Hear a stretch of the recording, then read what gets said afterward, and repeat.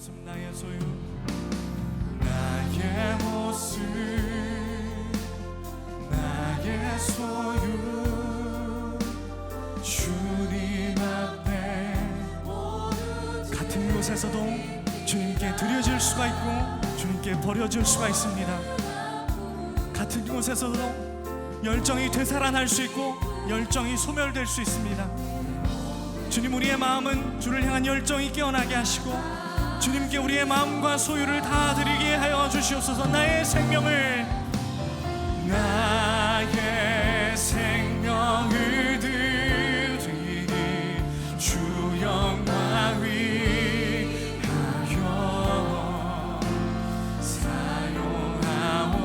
사용하옵소서.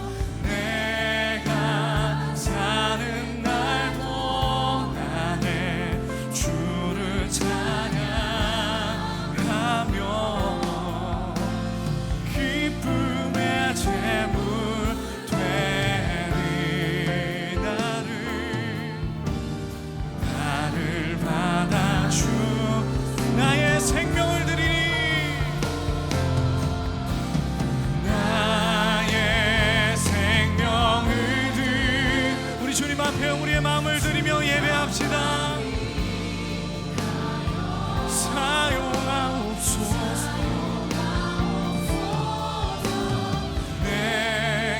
우리가 사는 날 동안 우리가 주님께 쓰임받기를 원합니다.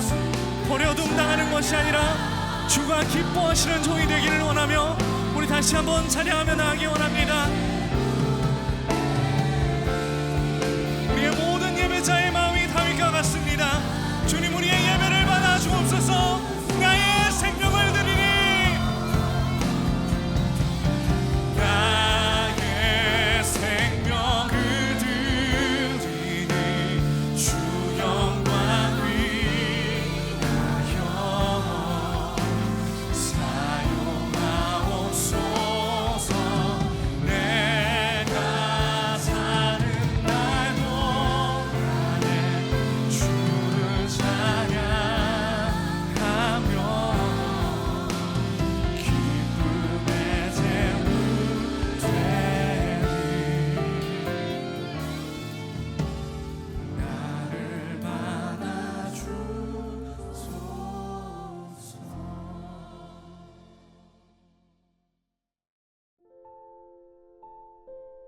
나의 희생 제물은 살아 있습니까? 이에 아브라함이 그곳에 제단을 쌓고 그의 아들 이삭을 결박하여. 창세기 22장 9절. 우리는 성경 본문에 나오는 아브라함의 사건을 보며 하나님께서 우리에게 궁극적으로 원하시는 것이 죽음이란 희생이라고 착각합니다. 하나님은 죽음을 통한 희생으로서 우리가 예수님께서 하신 일을 할 수 있도록 만들기 원하십니다. 곧 우리의 삶이 희생 제물이 되는 것입니다.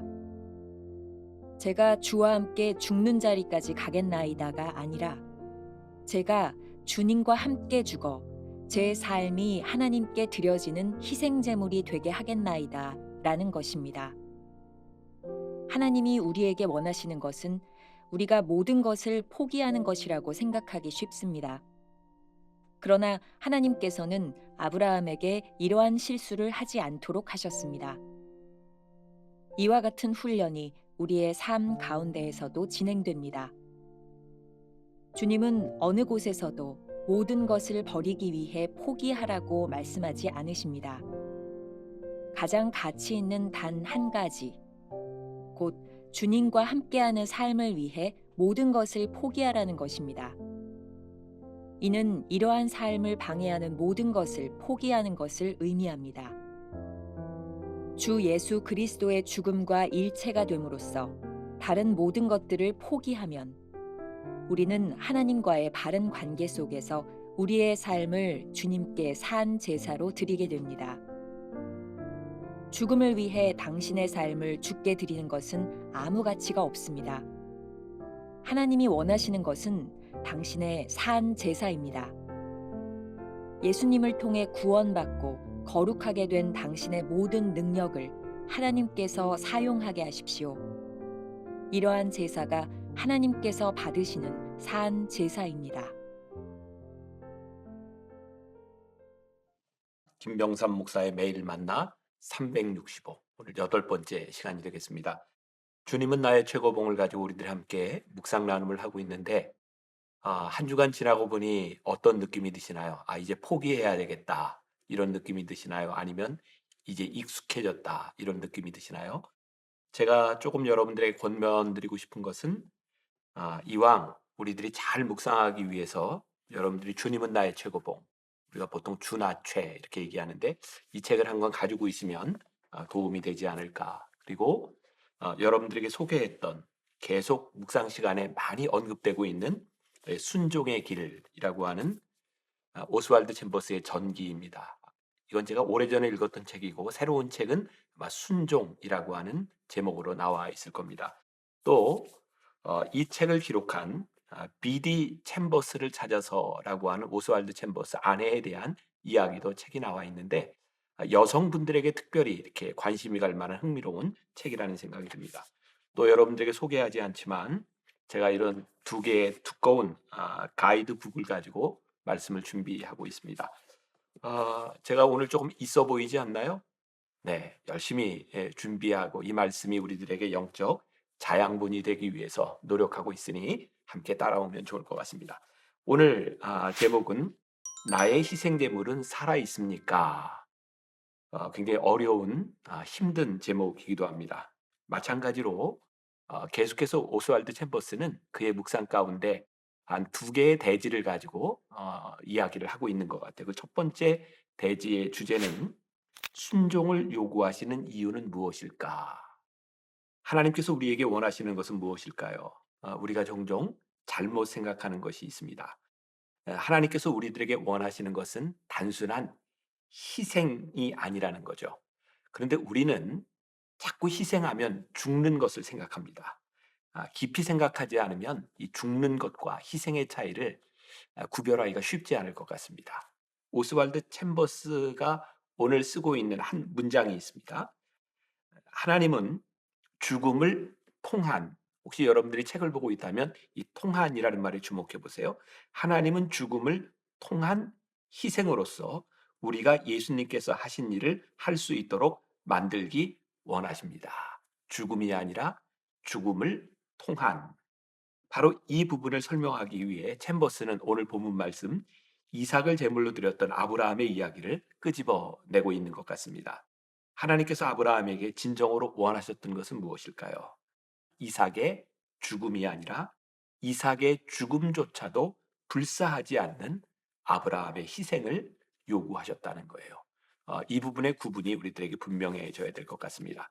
하나님은 이삭의 죽음을 제물로 받으시기를 원하신 것이 아니라 하나님을 향한 사랑 때문에 아들까지도 바칠 수 있는 아브라함의 마음을 산제물로 받으셨다는 거죠. 자, 챔버스의 이야기를 또 인용합니다. 주님은 어느 곳에서도 모든 것을 버리기 위해 포기하라고 말씀하지 않습니다. 가장 가치 있는 단 한 가지, 곧 주님과 함께하는 삶을 위해 모든 것을 포기하라는 것입니다. 여기에 아주 중요한 챔버스의 생각이 들어있는 것 같습니다. 오늘 말씀을 묵상하면서 올해 묵상을 잘 설명해 주는 이야기가 하나 있다는 생각이 듭니다. 오래전에 읽었던 이용주 선교사님이 쓴 내려놓음이라고 하는 책에 보면 2005년 몽골 베르흐 지역에서 예배드리던 중에 일어났던 한 사건을 소개하고 있습니다. 읽어드릴게요. 벌러르라는 자매가 예배 시간에 땀으로 뒤범벅이 되어 교회에 들어왔습니다. 그녀는 기도를 통해 몇 달 전에 듣지 못했던 귀가 열린 자매입니다. 그런데 하필 예배가 있는 그날 귀한 소를 잃어버리게 되었습니다. 그 자매는 소를 찾기 위해 사방팔방 이리저리 뛰어다니다가 어느덧 예배 시간이 임박한 것을 알게 되었습니다. 자매는 소를 찾는 것을 포기하고 예배를 지키기 위해 들판을 가로질러 숨이 턱까지 차오르게 예배당으로 달려온 것이었습니다. 이영규 선교사님은 이렇게 기도를 했습니다. 소가 아닌 예배를 택한 그의 믿음의 결단을 부끄럽게 하지 말아 주십시오. 예배를 마치자마자 놀랍게도 밖에서 소 울음소리가 들렸습니다. 잃어버린 소가 집이 아닌 예배 초소로 스스로 찾아온 것입니다. 소가 아닌 예배를 택한 순종으로 소녀는 예배와 소 두 가지를 함께 얻는 축복을 누릴 수 있게 되었습니다. 자, 이 책에 벌러르 자매의 입장에서 소를 포기한다고 하는 것은 같지는 않겠지만 마치 아브라함이 이삭을 제물로 드리는 희생만큼이나 커다란 포기가 아니었을까요? 우리의 문제는 하나님이 원하시는 희생 제물이 무엇인지 알아도 그렇게 쉽게 드리지 못한다는 것이죠. 아브라함과 벌러르 자매의 이야기가 우리에게 분명히 말하고 있는 것이 있습니다. 나의 가장 소중한 것을 포기해 하나님께 드릴 때 하나님은 결코 그것을 무용하게 하시거나 버리시지 않는다는 것입니다. 어쩌면 오히려 후하게 넘치도록 돌려주시는 하나님이시라는 사실을 오늘 함께 묵상하게 됩니다. 자, 함께 펼쳐보겠습니다. 김병삼 목사의 한 줄 노트. 우리에게 순종을 요구하시는 이유는 단순한 포기가 아닌 주님과 함께하는 삶을 위한 것입니다. 이 문장을 좀 기억하고 하루를 보내도 좋을 것 같습니다. 두 번째 주제, 순종으로 우리는 산 제물이 됩니다. 기독교를 가장 잘 이해하게 만들어주는 것은 죽으면 사는 진리, 이 비밀을 아는 것이라는 생각을 합니다. 그리스도와 함께 죽음으로 모든 것이 포기되는 순간 우리는 하나님과의 올바른 관계 속에 들어가게 됩니다. 우리는 이것을 산제물이라고 표현할 수 있을 것 같습니다. 갈라디아서 2장 20절 말씀, 우리가 잘 아는 말씀이죠. 내가 그리스도와 함께 십자가에 못 박혔나니 그런즉 이제는 내가 산 것이 아니요 오직 내 안에 그리스도께서 사신 것이라. 하나님의 최종적인 뜻은 우리가 그리스도와 함께 십자가에 못 박혀 죽는 것이 아니라 그 십자가에서, 그 죽음에서 우리가 다시 주님 안에서 사는 것입니다. 주님은 나의 최고봉. 이 책은 챔버스가 영국 런던에서 설립한 성경대학에서 학생들에게 나누었던 말씀입니다. 우리가 익히 아는 것처럼 그의 아내 비디가 기록했던 것을 책으로 엮어낸 거죠. 챔버스가 이집트에 있는 자이툰 부대 군목으로 간 것은 런던에서 한참 인기를 누리고 풍성한 사역을 할 때였습니다. 그때 그는 모든 것을 내려놓고 포기하게 되죠. 그러나 그의 포기가, 그의 결단이 단순한 희생으로 끝나지 않았다는 것을 우리는 압니다. 주님과의 올바른 관계 속에서 자신의 권리를 포기했을 때 하나님은 놀랍고도 풍성하게 챔버스를 이집트 자이툰 부대에서 복되게 사용하시는 것을 보게 됩니다. 챔버스의 글을 조금 더 인용합니다. 죽음을 위해 당신의 삶을 죽게 드리는 것은 아무 가치가 없습니다. 하나님이 원하시는 것은 당신의 산 제사입니다. 예수님을 통해 구원받고 거룩하게 된 당신의 모든 능력을 하나님께서 사용하게 하십시오. 이러한 제사가 하나님께서 받으시는 산 제사입니다. 우리의 포기가 순종에서 나오는 포기가 될 때 비로소 산 제물이 됩니다. 산 제사를 드리는 자만이 하나님의 뜻대로 살 수 있습니다. 모리아 산에서 아브라함이 드린 산 제사를 통해 하나님이 이렇게 말씀하십니다. 내가 이제야 내가 하나님을 경외하는 줄을 아노라. 우리 성도들이 져야 하는 십자가는 바로 이렇게 사랑의 고백을 받으시려는 하나님의 애절한 초청에 순종으로 응답하는 것입니다. 함께 펼쳐보겠습니다. 김병삼 목사의 한 줄 노트. 주님이 진정 원하시는 것은 죽음의 제사가 아니라 우리가 산 제물이 되는 것입니다. 오늘 여러분들이 하루 이런 묵상의 질문을 가지고 지나가면 좋을 것 같습니다. 묵상 질문입니다. 여러분은 오늘 포기하는 것으로 만족하십니까? 아니면 포기함으로 쓰임받기를 원하십니까? 이 둘의 차이를 구별할 수 있으면 좋겠습니다. 짧은 기도로 묵상을 마무리합니다. 죽지 않도록 저로 죽게 하소서. 두려워하지 않도록 저로 두려워하게 하소서. 울지 않도록 저로 통곡하게 하소서. 의심하지 않도록 저로 의심하게 하소서. 흔들리지 않도록 저를 흔드소서. 깨지지 않도록 저를 깨뜨리소서. 아멘.